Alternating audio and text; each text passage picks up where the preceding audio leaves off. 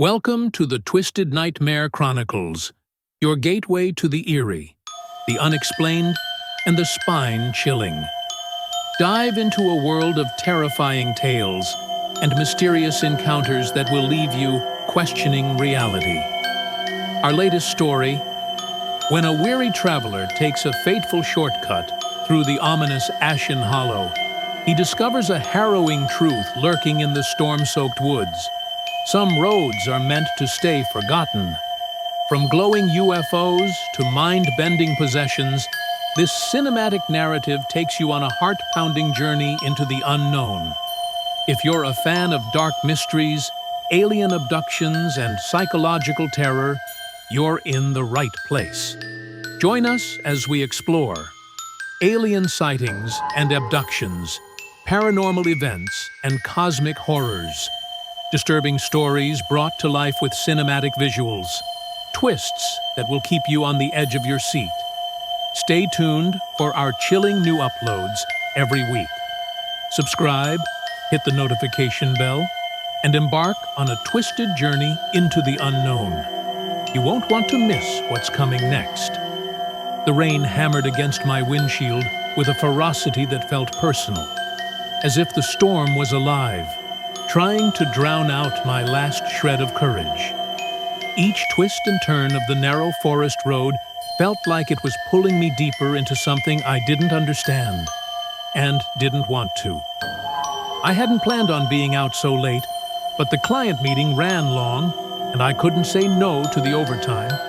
It was nearly midnight when I spotted the sign: Ashen Hollow, 5 miles.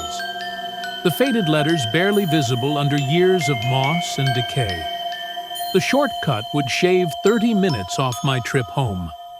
A blessing when my eyes felt heavy and my stomach churned with hunger. Something about that name, though, sent a shiver down my spine. Ashen Hollow, I whispered to myself, tasting the words like ashes on my tongue.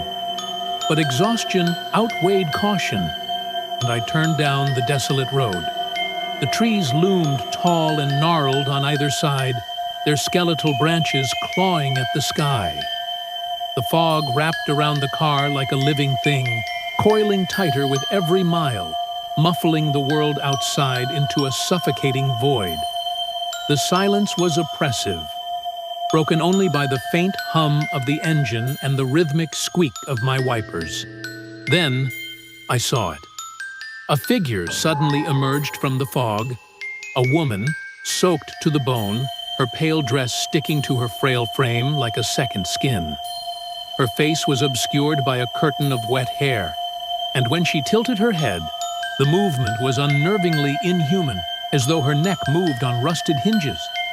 I slammed on the brakes, heart hammering as the car skidded to a stop mere feet from her. The rain drummed harder now, as if urging me to leave.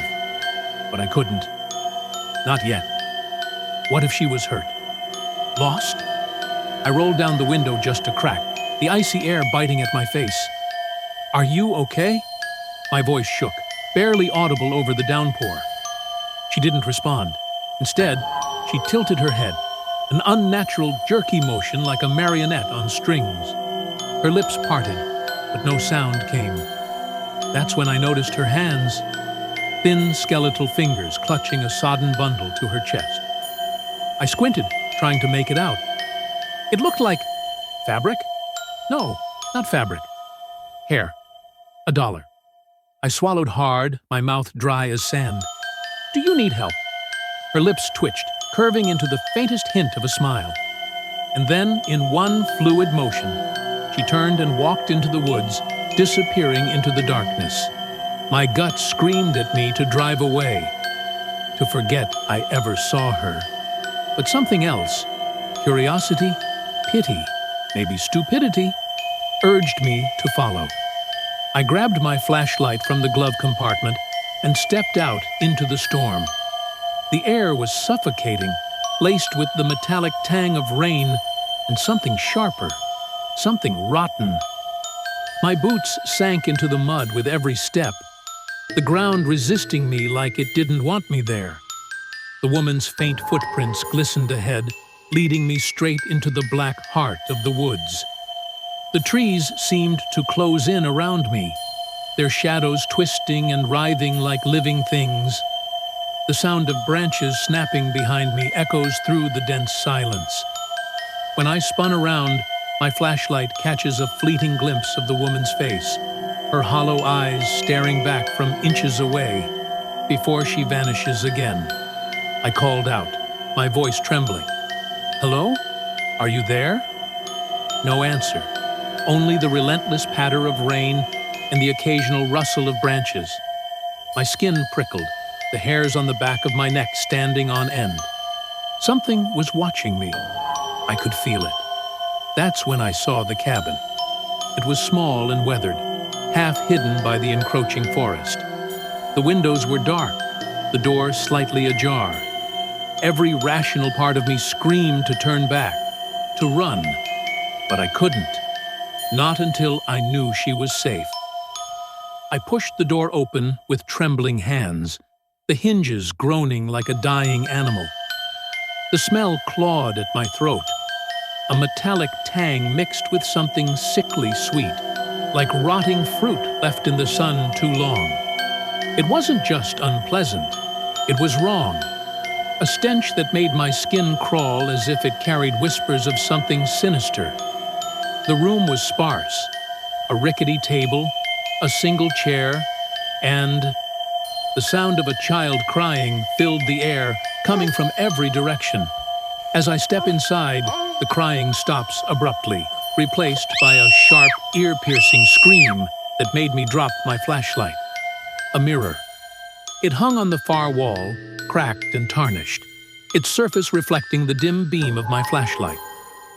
As I stepped closer, I realized something was wrong. The reflection didn't match the room. The table was missing. The chair was upright. And there, standing just behind me, was her. I spun around, the flashlight shaking in my grasp. She wasn't there. But the air felt heavier, colder. My breath came in short, panicked gasps. The mirror. I couldn't stop staring at the mirror. Her reflection was still there, closer now, her hollow eyes locked onto mine.